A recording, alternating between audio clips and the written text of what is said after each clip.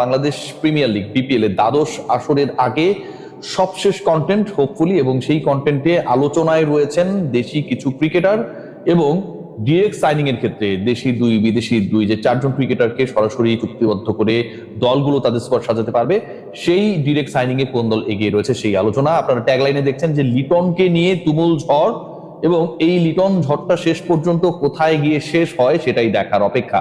আপনারা সবাই জানেন যে ফ্র্যাঞ্চাইজিগুলো 6টা ফ্র্যাঞ্চাইজি খেলছে এবারের বিপিএল এ, এবং 6টা দলই কিন্তু 12 জন লোকাল ক্রিকেটারকে তাদের ডেরায় ফিরিয়েছে, মানে দুটা দুটা করে 12 জন। কিন্তু এ ক্যাটাগরি থেকে, যেটা বাংলাদেশের বা দেশীয় ক্রিকেটারদের টপ ক্যাটাগরি, সেই ক্যাটাগরি থেকে দুজন ক্রিকেটার এখন পর্যন্ত পিকড হয় নাই বাই দ্য ফ্র্যাঞ্চাইজ, এবং সেই দুজন ক্রিকেটারের একজন হচ্ছেন লিটন কুমার দাস, যাকে নিয়ে এই আলোচনা আমি বলছি, এবং অপর এক ক্রিকেটার রয়েছেন তিনি হচ্ছেন নাইম শেখ। দুজনের এক্সপেরিয়েন্সটা ডিফারেন্ট। নাইম শেখকে ক্যাটাগরি এ থেকে 50 লাখ টাকার ক্যাটাগরি, যেটা যদি কোনো দল আগ্রহী হতো নিয়ে নিত, তাহলে এটা নিয়ে আসলে নাইম শেখের থাকে না যে দেনা পাওনা বা লেনদেন নিয়ে কোনো ঝামেলা হচ্ছে, তিনি যেতে চাচ্ছেন না কিন্তু জোর করে নিয়ে নিচ্ছে, এরকম কোনো সমস্যা ছিল না। তারপরেও নাইম শেখকে কেউ নেয়নি। 50 লাখে নাইম শেখকে কিনতে কোনো দল আগ্রহী হয় নাই। লিটনের ক্ষেত্রটা একদমই ডিফারেন্ট। টি-20 ফরম্যাটের ক্যাপ্টেন, পারফর্মার, প্রত্যেকটা বিপিএল এই লিটন কুমার দাস পারফর্ম করেছেন বিভিন্ন সময়ে। এই মুহূর্তে আন্তর্জাতিক ক্রিকেট যদি আমরা কম্পেয়ার করি, সেখানটায় তিনি গুরুত্বপূর্ণ রোল প্লে করছেন। গতকালকে ম্যাচে অসাধারণ ক্রিকেট খেলেছেন। উইকেট কিপিং অপশন হিসেবে যে কোনো দলের জন্য একটা নির্ভরতা, ক্যাপ্টেন্সির বোনাসটা তো রয়েছেই। সেই লিটন কুমার দাস 6টা দল এবারের বিপিএল এ খেলছে, সেই 6 দলের কোনোটা দ্বারা পিকড হয় নাই। কেন? লিটনকে 50 লক্ষ টাকা দেওয়ার সামর্থ্য কারণেই, নাকি অন্য কোনো কারণ? যতটুকু আমি জানি যে Liton Kumar Das he was asking around 1 crore plus, 1 কোটি প্লাস তিনি চাইছিলেন যদি তাকে কোনো দল ডিরেক্ট সাইন করাতে চায়। লিটন যে এই 1 কোটি প্লাস নিজের মূল্যটা বাড়িয়ে চাইলেন, এইটা নিয়ে অনেকে আলোচনা করতে পারে। ভাই, লিটনের কোয়ালিটির ক্রিকেটারকে আপনি 1 কোটি দিয়ে নেবেন, এবং সেই সামর্থ্য যদি আপনার না থাকে তাহলে আপনি বিপিএল খেলতে আসাটাই উচিত হয়নি। সো লিটনের চাওয়া নিয়ে আমার কোনো ধরনের আপত্তি নেই। কেন? দ্বিতীয় পয়েন্ট যেটা, 50 লাখ তো তার বেস প্রাইস, এখান থেকে নিলামে ডাকা হবে। এর আগে যেমন যার মূল্য যেটা, সেই মূল্যেই ওই ক্রিকেটারকে কিনতে হবে, এর বেশি কাউকে দেয়া সম্ভব না without or unless direct signing. কিন্তু লিটনের ক্ষেত্রে বা অন্য ক্যাটাগরিতে যে ক্রিকেটাররা রয়েছে, এবার যেহেতু প্লেয়ার্স ড্রাফট না, নিলাম, অকশন, এবং এই নিলামে ধরেন 3টা 4টা ফ্র্যাঞ্চাইজি লিটন কুমার দাসকে দলভুক্ত করতে চাইলো, তখন হুট করে, মানে যেহেতু ক্যাটাগরি 1, ওটা বেড়ে হবে 55, 5 লাখ করে বাড়বে, প্রত্যেকটা বিডে 5 লাখ করে বাড়বে, এবং এটা 2 কোটিতেও চলে যেতে পারে। কথার কথা বলছি, যদিও প্রত্যেকটা দল লোকাল প্লেয়ার্সের জন্য 4 কোটি 50 লাখের বেশি খরচ করতে পারবে না। আমি যেটা বলছিলাম যে লিটন কুমার দাস যেহেতু এখানে নিলামে উঠেছেন, 50 লাখ টাকার প্রাইস মানে 50 লাখ টাকায় তাকে কিনতে হবে বা তিনি বিক্রি হবেন, ব্যাপারটা এমনটা না। তার প্রাইস বাড়ার সুযোগটা রয়েছে। তাই লিটন কুমার দাস ডিরেক্ট সাইনিং এর কোনো দলের সাথে যান নাই। আজকে সবচেয়ে বড় ঝড়টা আমার কাছে মনে হয় লিটন কুমার দাসকে কেন্দ্র করে বিভিন্ন ফ্র্যাঞ্চাইজিগুলোর মধ্যে হবে। Wicket keeping option, inform cricketer, national টিমের ক্যাপ্টেন, এবং সবচেয়ে বড় ব্যাপার যেটা, লিটন মানে আপনি একসাথে 3-4টা অপশন পেয়ে যাচ্ছেন। সো লিটনের প্রাইসটা শেষ পর্যন্ত কোথায় যায় সেটা দেখার, এবং একইভাবে ক্যাটাগরি এর অবশিষ্ট ক্রিকেটার নাইম শেখকে কেউ কেনে কিনা সেটাও দেখার। ইন্টারেস্টিং পার্ট যেটা ক্যাটাগরি বি, এই ক্যাটাগরি থেকে কারা হট কেক, তার আগে কারা ফ্লপ কেক, সেই আলোচনাটা আমি করতে চাই। দেখুন, ক্যাটাগরি বি মানে 35 লক্ষ টাকার যে ক্যাটাগরিটা রয়েছে, এখানকার সবচেয়ে ডেঞ্জার জোনে থাকা ক্রিকেটার হচ্ছে জাকির আলী অনিক। ক্যাটাগরি বি তে রাখা হয়েছে।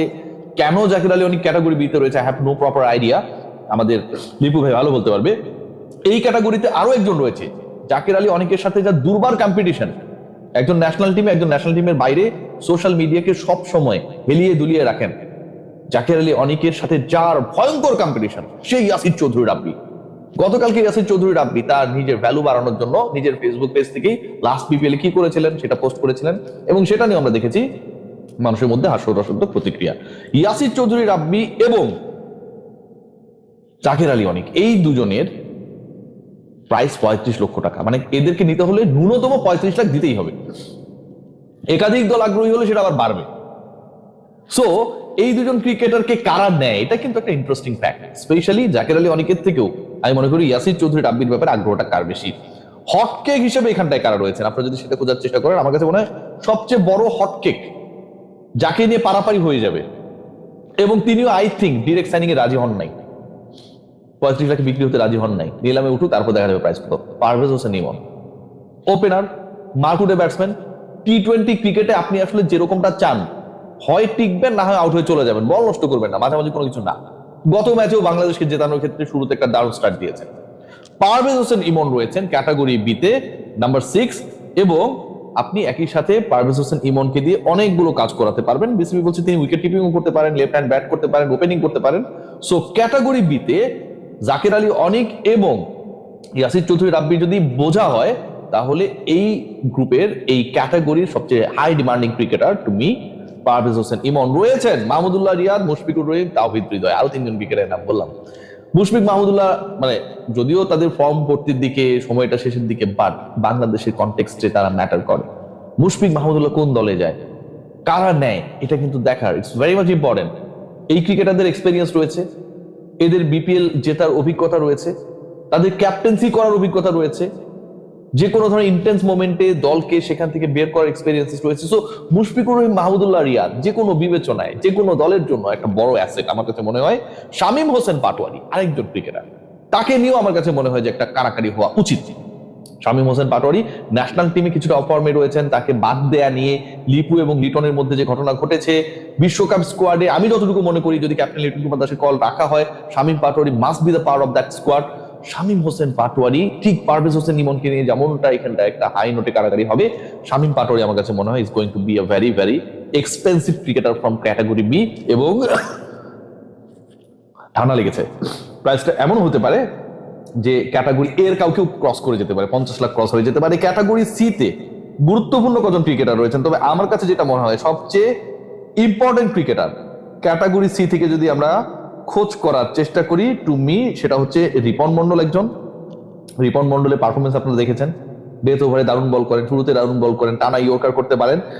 এবং এই ক্যাটাগরি থেকে আমার কাছে আরেকজন ক্রিকেটারকে মনে হয়েছে গুরুত্বপূর্ণ, যিনি হতে পারেন যে কোনো দলের জন্য বড় অস্ত্র, সাব্বির রহমান, আপনাদের সবার প্রিয়।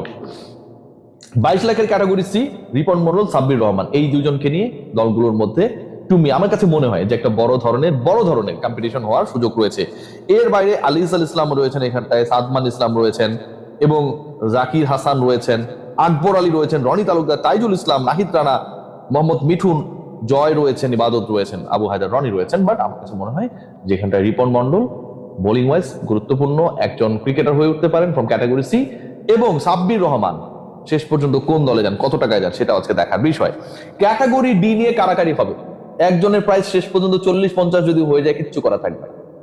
হাবিবুর রহমান সোহান কি করতে পারে সেটা তিনি করে দেখিয়েছেন রাইজিং স্টার্স এশিয়া কাপে, এবং সেই rising stars Asia cup T20 ফরম্যাটে সেটা তিনি করে দেখিয়েছেন। হাবিবুর রহমান সোহান ক্যাটাগরি ডিতে রয়েছেন, এটাও আমার কাছে খুব অদ্ভুত মনে হয়েছে। আরো বেটার ক্যাটাগরিতে তিনি থাকতে পারতেন। হাবিবুর রহমান সোহানকে নিয়ে যে কারাকারি হবে, 18 লাখের ক্যাটাগরি, হাবিবুর রহমান সোহানের প্রাইস 30 লাখ প্লাস হয়ে যাবে। আই থিঙ্ক আজকে যখন নিলামে উঠবেন হাবিবুর রহমান সোহান, ক্যাটাগরি ডিতে রাখাটাই তার সাথে আমার কাছে মনে হয় অন্যায় করা হয়েছে। তাকে নেওয়ার জন্য প্রত্যেকটা দল ট্রাই করবে, এবং তার প্রাইস 30 লাখ প্লাস হয়ে গেলে অবাক হওয়ার কিছু থাকবে না। ক্যাটাগরি ডি আমার কাছে মনে হয় সবচেয়ে গুরুত্বপূর্ণ ক্রিকেটার হতে পারেন হাবিবুর রহমান সোহান, এবং তাকে নিয়ে টানাটানি হওয়াটা খুবই স্বাভাবিক।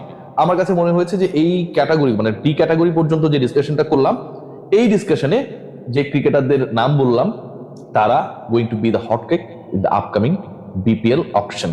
এর বাইরে রংপুর রাইডার্স নুরুল হাসান সোহান মোস্তাফিজকে ডিরেক্ট সাইনিং করিয়েছে, ঢাকা ক্যাপিটালস তাসকিন সাইফকে করেছে, সিলেট করেছে নাসুম মিরাজ, নোয়াখালী সৌম্য সরকার হাসান মাহমুদ, রাজশাহী নাজমুল শান্ত তানজিদ হাসান, চট্টগ্রাম রয়্যালস তানভীর ইসলাম শেখ মাহাদি। আমার কাছে মনে হয়েছে নোয়াখালীরটা খুব ভালো হয়েছে, সৌম্য সরকার হাসান মাহমুদ।